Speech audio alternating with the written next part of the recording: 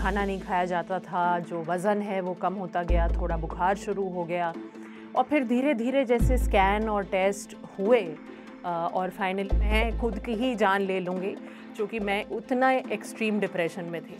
उनकी समस्याएं हैं कि भाई नौकरी में हमें अगला प्रमोशन कब मिलेगा, हम अगला घर कब कहाँ लेंगे, छुट्टी के लिए हम कहाँ जाएंगे, हमारे बच्चों को स्कूल में एडमिशन कब मिलेगा। और यहाँ आप हैं, आपकी समस्या है कि आप ज़िंदगी और मौत से रोज़ लड़ रहे हैं।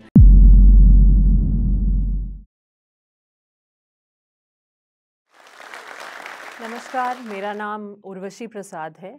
मैं एक पब्लिक हेल्थ और पॉलिसी प्रोफेशनल हूँ। हाल ही में मैंने 8 साल कंप्लीट किए नीति आयोग पे और मैं एकमात्र प्रोफेशनल थी जो वहाँ पे मैंने 3 वाइस चेयरपर्सन थे उनके साथ काम किया। मैं 2022 में मेरा कैंसर का डायग्नोसिस हुआ था। मैं 2022 में बिल्कुल ही फिज़िकली फ़िट थी और मैं ऑफ़िस जा रही थी, मैं अपने सारे काम कर रही थी। लेकिन एक दिन मुझे एकदम से बहुत थकान हुई और बहुत अनयूजुअल थकान हुई, ऐसा पहले मुझे कभी महसूस नहीं हुआ था। और उसके बाद एकदम से 10 दिन, 15 दिन में ही बहुत से सिम्पटम्स हुए। खाना नहीं खाया जाता था, जो वज़न है वो कम होता गया, थोड़ा बुखार शुरू हो गया और फिर धीरे-धीरे जैसे स्कैन और टेस्ट हुए और फाइनली जब मैं हॉस्पिटल में एडमिट हुई और वहाँ पे उन्होंने एक बायोप्सी की जो बेसिकली एक वो टिश्यू का सैंपल लेते हैं और उसको जांच करते हैं, तो उसमें उन्होंने पाया कि मुझे एक बहुत ही रेयर कैंसर है जिसका नाम है ALK पॉजिटिव।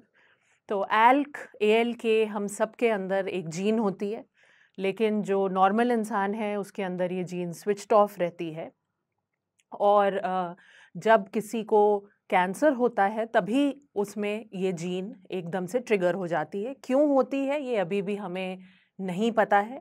बहुत से इसके हाइपोथेसिस हैं कि क्यों होता है ये।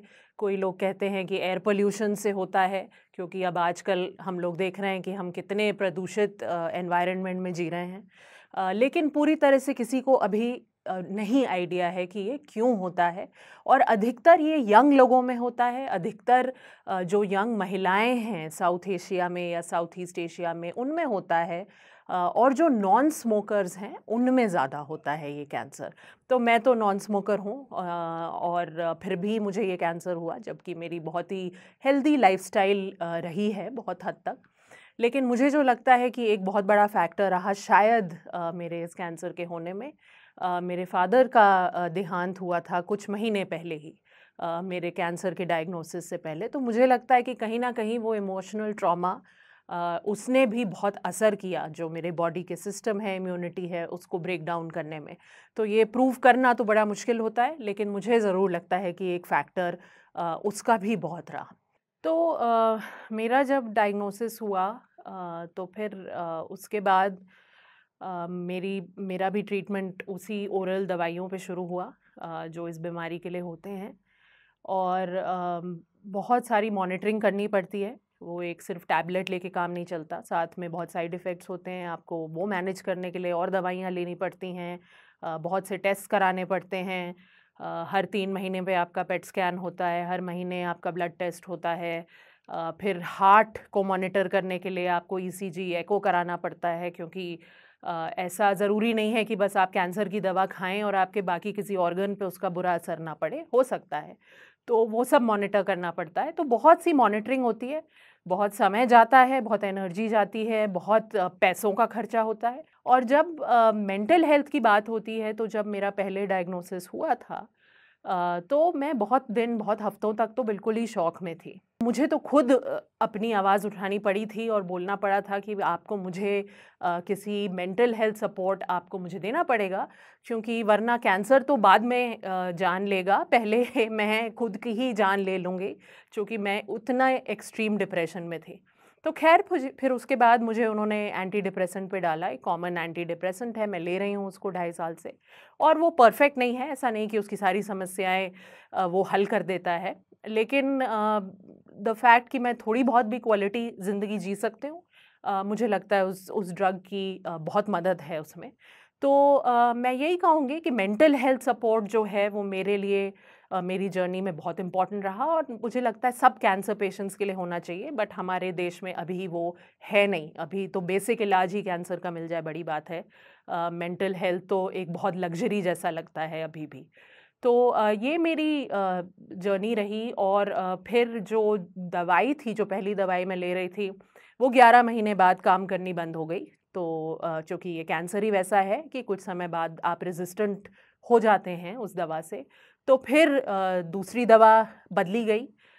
उसके उसके बीच में मुझे 3 बार हॉस्पिटलाइज़ होना पड़ा, बहुत बुरे सिम्पटम्स हुए क्योंकि वो एक तरह से रिलैप्स हो गया था कैंसर का।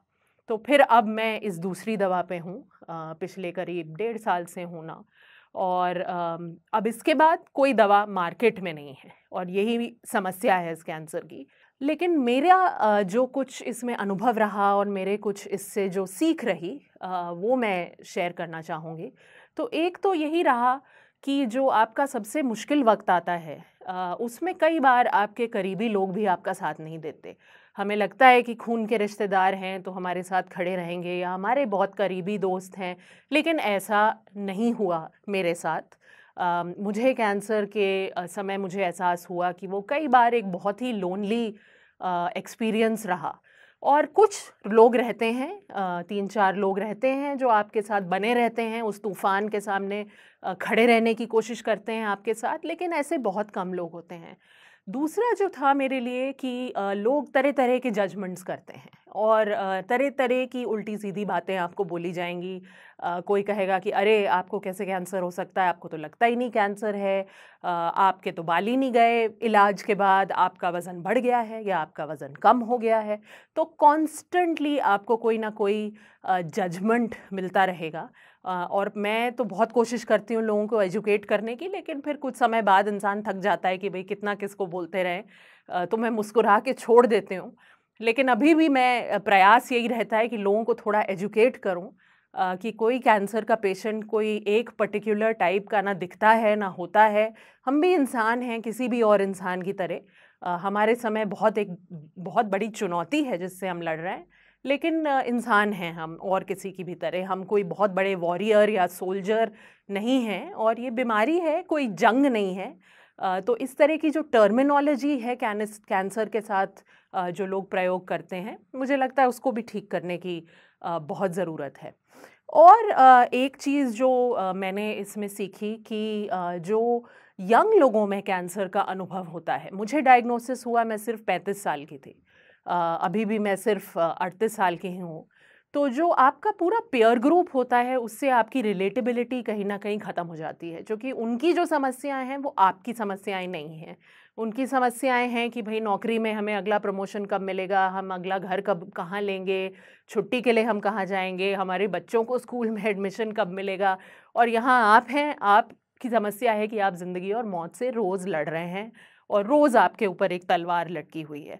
तो मुझे भी ऐसा लगा, मैं अभी भी बहुत सोशलाइज़ करती हूँ, मेरे बहुत दोस्त हैं, लेकिन कई बार मैं उनके बीच भी अपने आप को बहुत अकेला पाती हूँ, क्योंकि उनकी समस्याएँ मेरी समस्याओं से बहुत अलग हैं।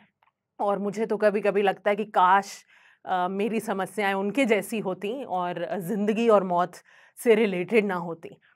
लेकिन यही एक किस्मत है और इसमें मैं यही कहूँगी कि जो इंसान की एक विल पावर होती है, वो हर इंसान की यूनिक होती है। कोई भी कैंसर पेशेंट का एक्सपीरियंस दूसरे जैसा नहीं होता, सबका बहुत अलग होता है। लेकिन मेरे केस में मैं इस बीमारी को अपनी आइडेंटिटी नहीं समझती हूँ। मैं अपनी आइडेंटिटी और बहुत तरीकों से समझती हूँ। मैंने जैसे कहा कि मैं पब्लिक हेल्थ में काम करती हूँ, मैं पॉलिसी पे हाईएस्ट लेवल्स में काम करती हूँ। मुझे हालाँकि ये बीमारी खुद हुई है, मैं खुद इससे जूझ रही हूँ, लेकिन फिर भी जो गरीब मरीज़ हैं, मैं उनकी आवाज़ बनने की कोशिश करती हूँ। क्योंकि मुझे यही लगता है कि किसी को भी जो बेस्ट इलाज है, वो नहीं डिनाय होना चाहिए जस्ट बिकॉज़ कि वो गरीब है या वो किसी गरीब घर से आता है। तो मैं जो अंडर प्रिविलेज्ड लोग हैं, मैं उनके साथ अब करीब 15 साल हो गए। मैं अपनी पर्सनल कैपेसिटी में काम कर रही हूँ, चाहे वो टीबी के मरीज़ हों, चाहे कैंसर के मरीज़ हों। तो प्रोफ़ेशनली तो जो मैं करती आई हूँ, वो एक चीज़ है, लेकिन मैं अपने पर्सनल कैपेसिटी में भी बहुत ऐसे लोगों की मदद करते आई हूँ। अपार्ट फ्रॉम जो मैं उनकी डायरेक्ट मदद करती हूँ, मैं एडवोकेसी भी बहुत करती हूँ उनके लिए, क्योंकि वो लोग इस तरह के प्लेटफॉर्म्स पे आके बात नहीं कर सकते, पर मैं कर सकती हूँ, तो मैं उनके बिहाफ में बोलने की कोशिश करती हूँ। मैं ये कहूँगी कि अगर आपका डायग्नोसिस हुआ है अनफॉर्चुनेटली इस बीमारी के साथ, तो हर पर्सन की जर्नी बहुत यूनिक है, तो कोई किसी के लिए यूनिवर्सल एडवाइस हो नहीं सकता। हर तरह का कैंसर बहुत यूनिक है। आपका किस स्टेज पे डायग्नोसिस हुआ वो बहुत फ़र्क करता है, क्योंकि अगर आप स्टेज 1 to 3 में डायग्नोज हुए हैं तो आपके बहुत अच्छे चांसेस हैं कि आप पूरी तरह क्योर भी हो सकते हैं। लेकिन अगर आप स्टेज 4 में हैं तो अनफॉर्चुनेटली अभी भी हमारे पास अच्छे इलाज बहुत कम हैं। तो आपको जो रिसर्च है उसके बारे में खुद को बहुत अच्छे से इक्विप करना पड़ेगा, आपको उसके बारे में पढ़ना पड़ेगा। हो सकता है दूसरे देशों में कुछ चल रहा हो, क्लिनिकल ट्रायल्स हो रहे हों जो आपके ऑन्कोलॉजिस्ट को भी शायद जानकारी ना हो। तो अगर आप पेशेंट हैं या आप केयर गिवर हैं तो अपने इलाज को आपको अपने हाथ में लेना पड़ेगा, आप उसको सिर्फ डॉक्टर के हाथ में नहीं डाल सकते। और मानसिक जो सपोर्ट है, जो मेंटल हेल्थ सपोर्ट है, उसके लिए मैं कहूँगी आप ज़रूर मदद मांगें, रीच आउट करें, चुपचाप सफ़र ना करते रहें, क्योंकि अगर फिज़िकल बॉडी में कुछ प्रॉब्लम हो रही है तो मेंटल हेल्थ में भी बहुत लाजमी है कि आपको कुछ ना कुछ चैलेंजेस आएंगे ही। तो आप ज़रूर सपोर्ट मांगिए, चाहे साइकोलॉजिस्ट हो, साइकाइट्रिस्ट हो, चाहे आप दवाओं का सपोर्ट लें, चाहे आप काउंसलिंग का सपोर्ट लें, लेकिन वो हेल्प के लिए रीच आउट करने में आप हेजिटेट मत करिए, उसमें कोई स्टिग्मा मत रखिए, उसमें कोई शर्म की बात नहीं है। तो यही मेरा एडवाइस हो सकता है। पर बाकी जैसे कि मैंने कहा, सबकी जर्नी इसमें यूनिक है। कोई दो कैंसर पेशेंट की जर्नी एक जैसी नहीं होती, कोई दो कैंसर पेशेंट के जो आउटकम्स होते हैं वो एक जैसे नहीं होते। तो सिर्फ डेटा पढ़ के गूगल पे मत घबराइए, वहाँ पे हो सकता है कि बहुत ग्रिम, एक बहुत ही ख़राब पिक्चर आपको मिले, लेकिन आप उस प्रोग्नोसिस को ज़रूर बीट कर सकते हैं। तो मैं यही कहूँगी कि ज़्यादा लोगों की ना सुनिए, ना ज़्यादा इंटरनेट पे पढ़िए, बस अपना रिसर्च करिए और अपना ध्यान रखिए और एक अपना पाथ निकालिए इस पूरी सिचुएशन से कोप करने का। मैं धन्यवाद करना चाहूँगी जोश टॉक्स आशा का, कि उन्होंने मुझे ये प्लेटफॉर्म दिया, ये अवसर दिया कि मैं अपनी कहानी आप लोगों तक पहुँचाऊँ।